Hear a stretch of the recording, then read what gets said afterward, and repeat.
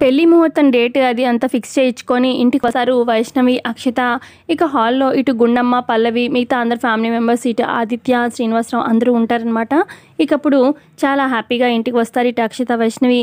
ఇక గుండమ్మకి ఇలా చెప్తూ ఉంటారు, అది మన చరణ్, అక్షిత ప్రేమించుకున్నారు కదా, అయితే పెళ్లి ముహూర్తంకి మొత్తం అంతా సిద్ధం చేశాము, పెళ్లి డేట్ అదంతా ఫిక్స్ అయిపోయింది సారు అని చెప్పి ఇక వైష్ణవి చాలా హ్యాపీగా చెప్తుంది పెళ్లి గురించి అన్నట్టు. మాకు చెప్పగానే ఇక ఆ మాట విన్న అందరు పోతారనమాట. చరణ్కి, అక్షితకి త్వరలో పెళ్లి డేట్ ఫిక్స్ అయింది అని చెప్పి అలా తెలియగానే ఇక చాలా షాక్ అయిపోతుంది. అదేంటి అని చెప్పి బాధపడిపోతూ ఉంటుంది. పక్క ఇటు చంటి అయితే చాలా బాధపడిపోతూ ఉంటాడు.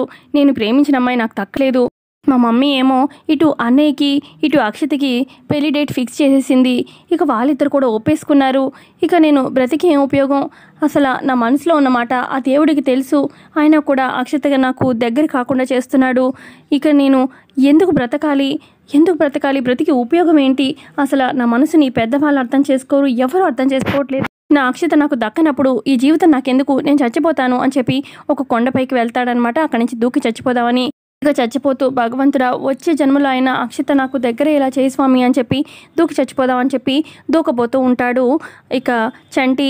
మరి చంటిని వెనక నుంచి ఆపేది ఎవరు, ఆపుతారా లేదా, మరి టైంకి ఏమైనా పల్లవి వచ్చి ఆపుతుందా ఏంటనేది కమింగ్ ఎపిసోడ్లో తెలుసుకుందాము. వీడియో నచ్చితే లైక్ చేయండి. థాంక్స్.